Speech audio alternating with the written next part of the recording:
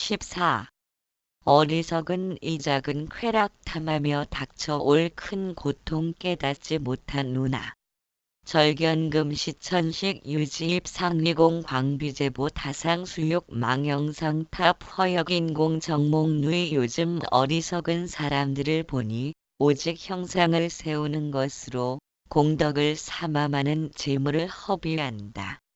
물과 육지의 중생을 죽여서 불상과 탑을 세우며 인력을 허비하여 나무와 진흙을 쌓아 올려 단청을 하기에 온 힘을 다 기울이니 자기도 손해요 남도 어리석게 하고도 부끄러워할 줄 모르니 어찌 깨달을 수 있겠는가. 유위법을 보면 부지런히 애착을 일으키고 무위법을 말해주면 바보처럼 멍청해진다. 세상의 조그마한 쾌락을 탐하다가 닥쳐올 큰 고통을 깨닫지 못하니 이런 공부는 스스로 피로할 뿐이다. 이는 불법의 바른 이치를 등지고 삿된 길로 가는 것이니 복을 받는다는 것은 속에는 말이다. 그러므로 마음을 잘 거두고 안을 비추어 항상 밝게 관찰하여 삼독심을 영원히 녹여 없애고 육적의 문을 닫아서 다시는 침범 못하게 하면 한없는 공덕과 갖가지의 장엄과 무량한 법문을 성취할 것이다. 범부를 초월하여 성현의 지위에 오르는 것은 눈 깜짝할 사이다. 깨달음은 일순간인데 어찌 번거롭게 머리가 희도록 기다리겠는가. 참된 법문은 깊고 비밀하니 어찌 다 말하겠는가. 이에 간략하나마 관심법에 대해 조금 밝혔을 뿐이다. 달마대사 관심론의 마지막 장인이 결론 내리는 걸로 마무리할 것 같다. 이르시길 요즘 사람들은 유위법을 통해 애착하면서 형상을 세우는 것으로 공덕을 삼아 불상과 탑을 세우며 단청하기에 온 힘을 다 기울이며 인력을 허비한다. 나무와 진흙을 쌓아 올리는 유위법으로는 자기도 손해요 남도 어리석게 하고도 부끄러워할 줄 모르니 어찌 깨달을 수 있겠느냐고 하였다. 무위법을 알지 못한다면 바보처럼 멍청할 뿐이니 세상의 조그마한 쾌락을 탐하다가 닥쳐올 큰 고통을 깨닫지 못하니 이런 공부는 스스로 피로할 뿐이다. 이는 불법의 바른 이치를 등지고 삿된 길로 가는 것이니 마음을 잘 거두고 안을 비추어 항상 밝게 관찰하여 삼독심을 영원히 녹여 없애고 육적의 문을 닫아서 다시는 침범 못하게 하면 한없는 공덕과 갖가지 무량한 법문을 성취할 것이라고 하였다. 삼독심이란 마음이 육신을 보호하려는 활동성이다. 어찌 생각하면 경쟁사회에서 살아남기 위한 생명체 당연한 일인데도 그것으로 하여금 고통을 일으킨다는 사실을 발견했기 때문이다. 욕망으로 육신을 지켜가며 분노로 육신을 보호하는 것이다. 나와 내 것을 이루고 지키려는 욕망과 분노란 인간의 당연한 권리이지만 나를 나라고만 보고 내 것을 내 것이라고만 생각한다면 폭 넓은 삶을 살 수가 없다.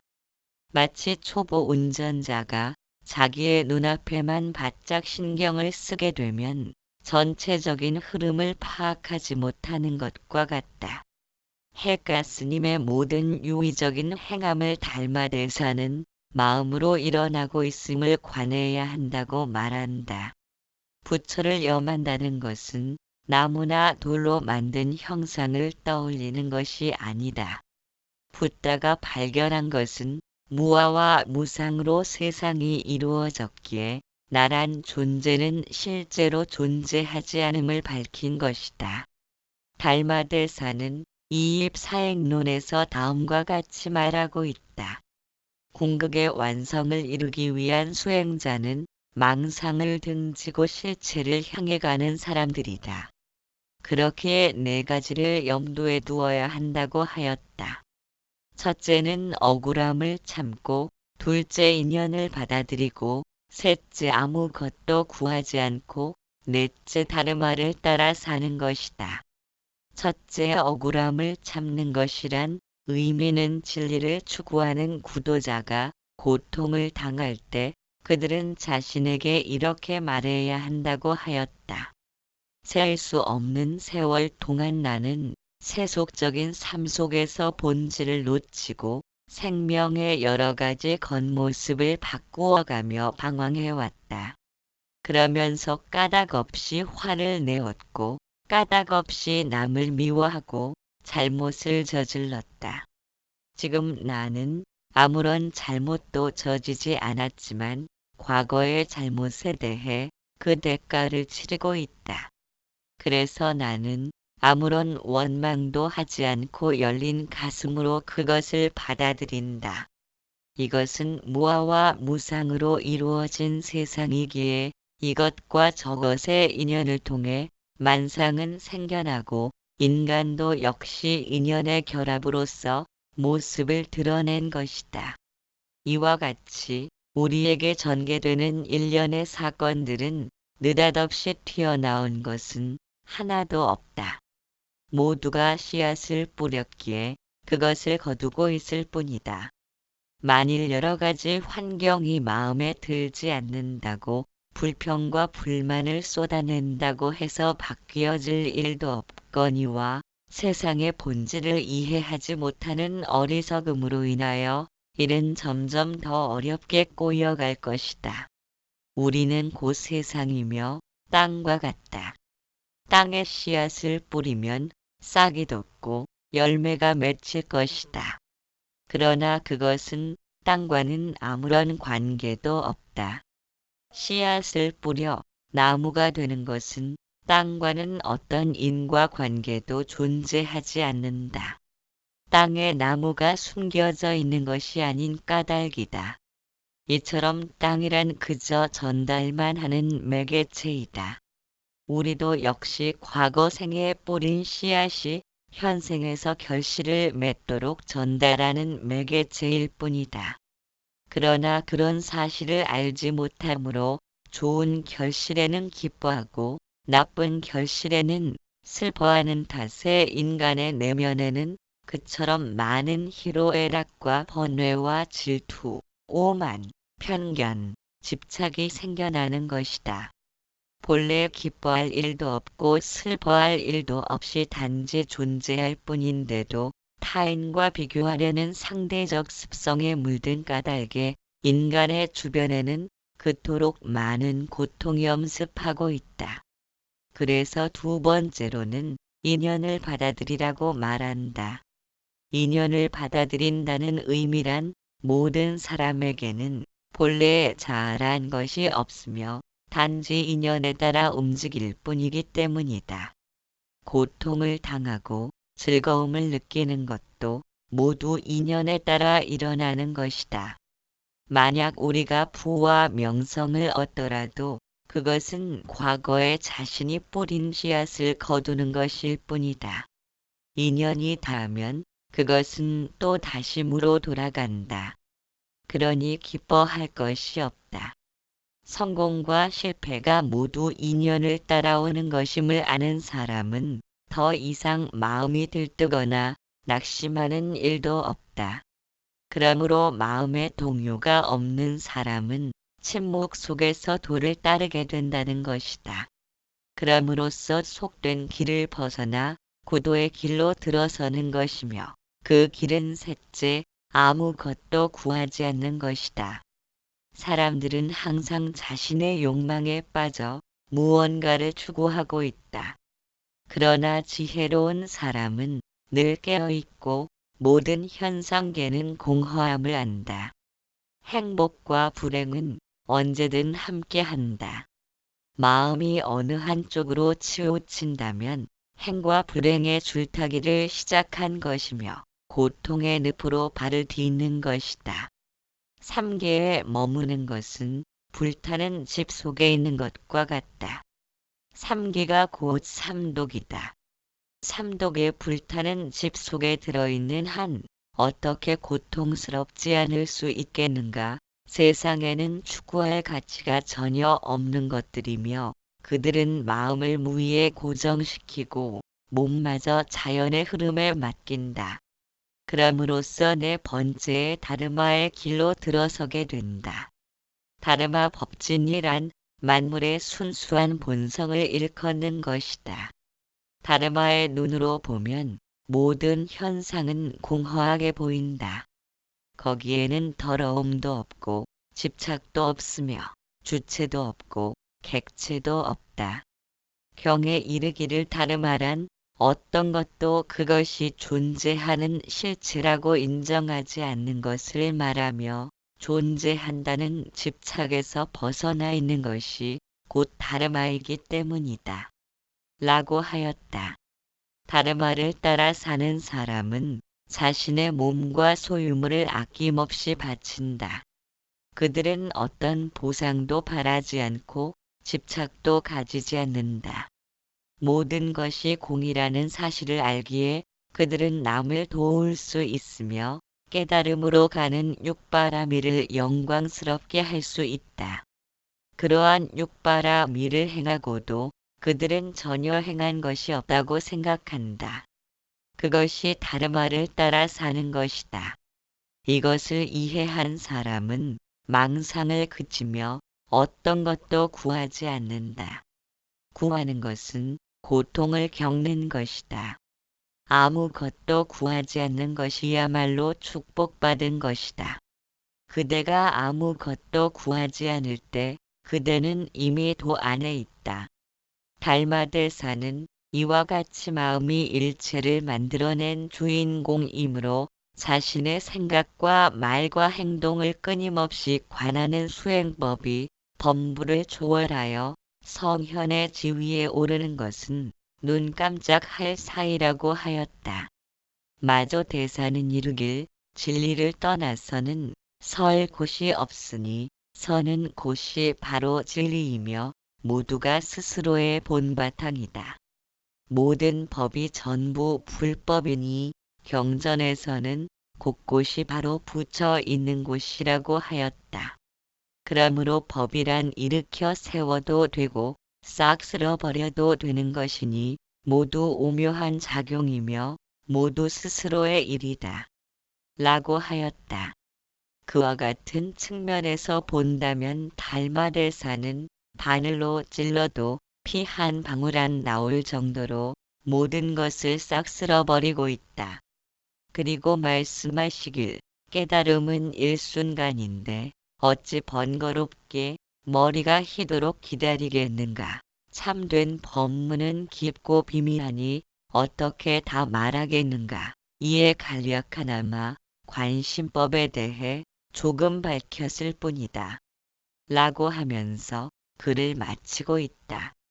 오직 중생의 어리석음을 제도하기 위해 멀리 인도에서 중국으로 건너온 달마대사께 무한한 경의를 표하며 우리들 주변에는 달마대사를 예배하기 위한 갖가지 표식이 항상 우리의 삶에서 떼어낼 수 없도록 함께 하지 않는가. 달마혈맹론 1. 삼계는 모두가 한 마음으로 돌아간다. 마음 떠나서 부처 찾을 수 없으니 자기 마음이 바로 보리오 열반이다. 삼계 혼기 동귀일심 선불 후불 이심 절심 불임 문자 문활 약불임 문자 이하위심 다발 여문호 즉시여 심보 삼계 삼계가 어지럽게 일어나지만 모두가 한 마음으로 돌아간다. 앞서 깨달은 분이나 뒤에 깨달은 분이 모두 마음으로 마음을 전한 것이지 글자에 의존하지 않았느니라. 어떤 이가 묻기를 만약 문자에 의존하지 않는다면 어떻게 마음을 표현합니까? 하였다. 이렇게 대답했다. 그대가 나에게 묻는 그 자체가 그대의 마음이고 내가 그대에게 대답하는 것이 바로 나의 마음이다. 나에게 마음이 없다면 어찌 그대에게 대답할 수 있으며 그대가 마음이 없다면 어찌 나에게 물을 수 있겠느냐. 나에게 묻는 그 자체가 바로 너의 마음이다. 끝없는 옛날부터 활동하고 살아온 모든 시간과 장소들이 모두 그대의 근본 마음이며 근본 부처이다. 마음이 곧 부처라 함은 바로 그와 같아서이다. 마음을 떠나서 부처를 찾을 수 없으니 마음을 떠나 보리와 열반을 구한다면 옳지 못하다. 자성자성은 진실함으로 인과 인과에도 구애받지 않으며 법 그 자체가 마음이다. 그러므로 자기 마음이 바로 보리요 열반인 것이다. 만약 마음을 떠나 부처가 있고 보리를 얻는다 한다면 옳지 않다. 도대체 부처와 보리가 어디에 있는가 비유하자면 어떤 사람이 손으로 허공을 잡을 수 있겠는가?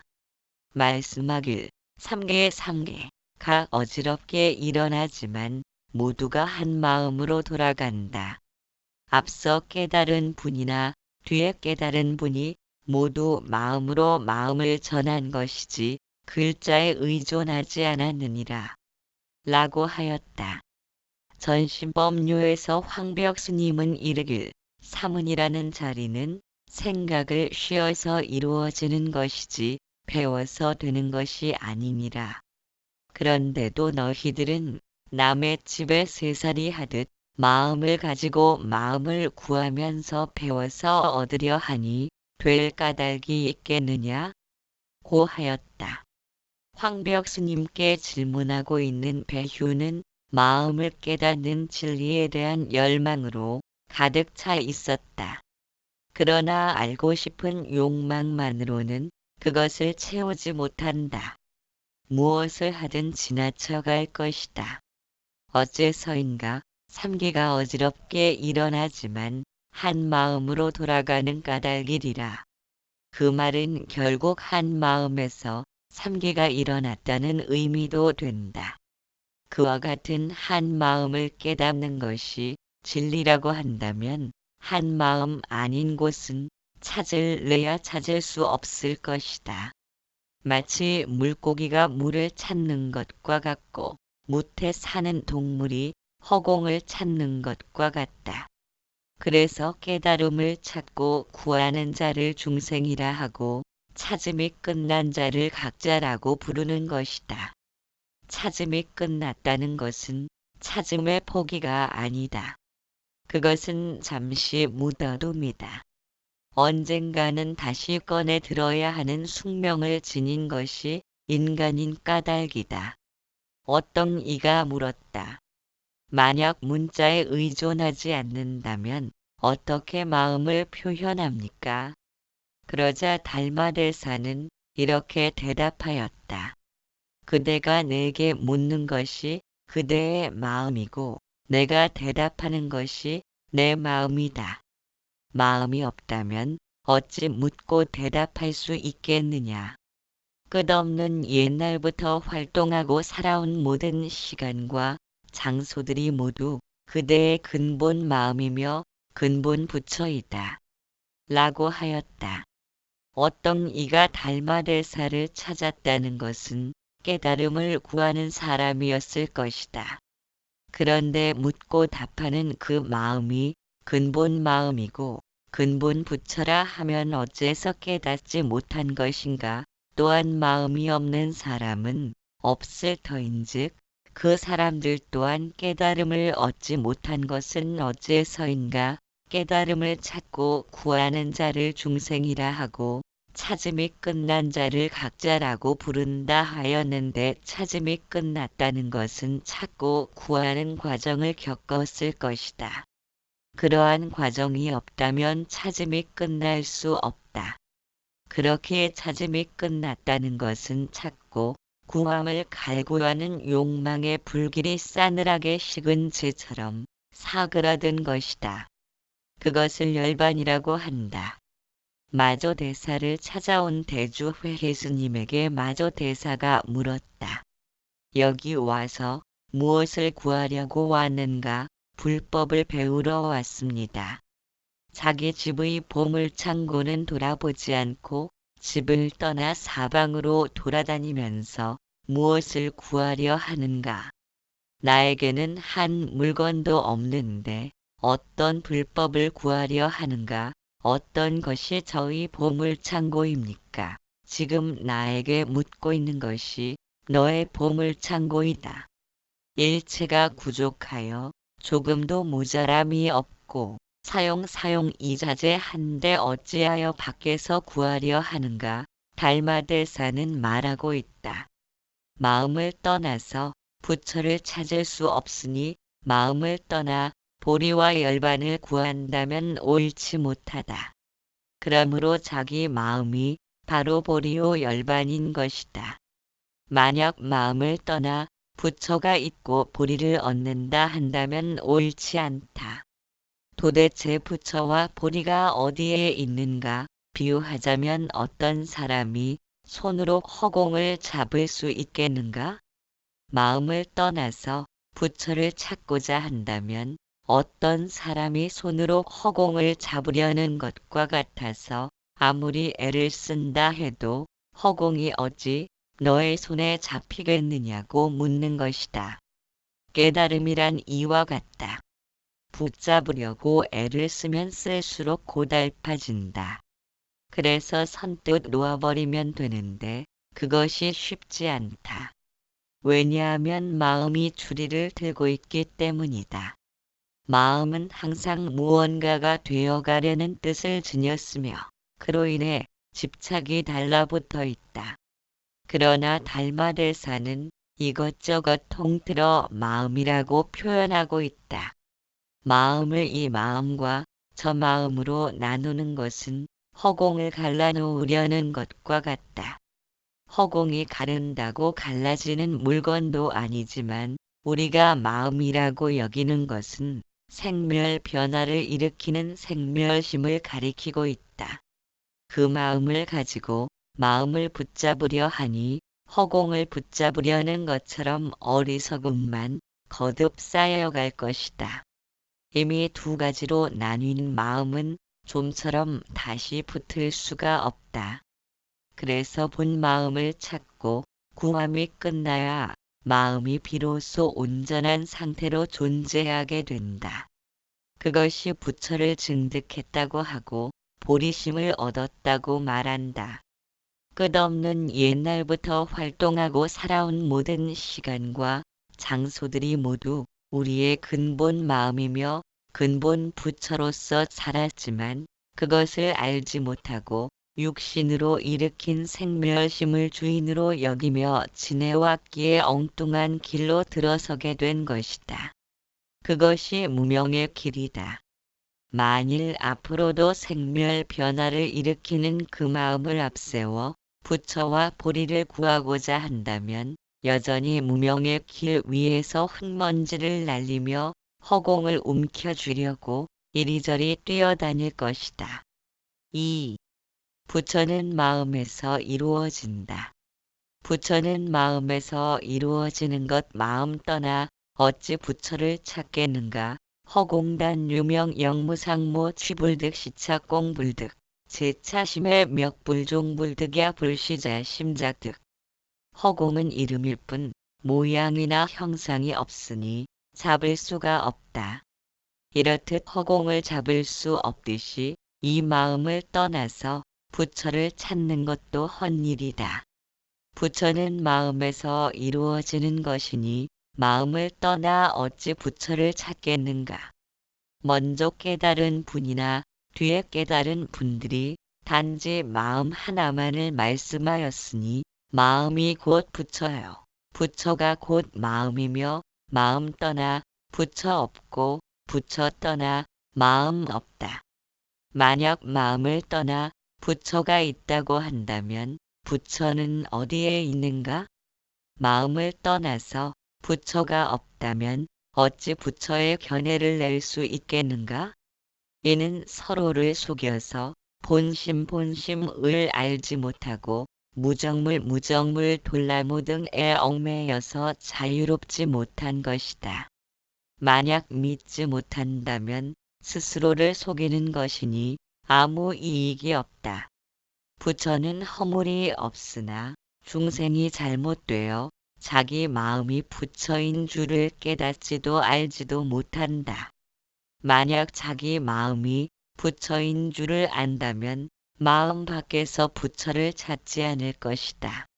부처가 부처를 제도하지 못하니 마음을 가지고 부처를 찾으면 부처를 알지 못한다. 다만 바깥의 부처는 모두 자기 마음이 부처인 줄을 몰라서이다. 그러므로 부처를 지니고 부처에게 절하지 말며 마음을 가지고 염불하지도 말라.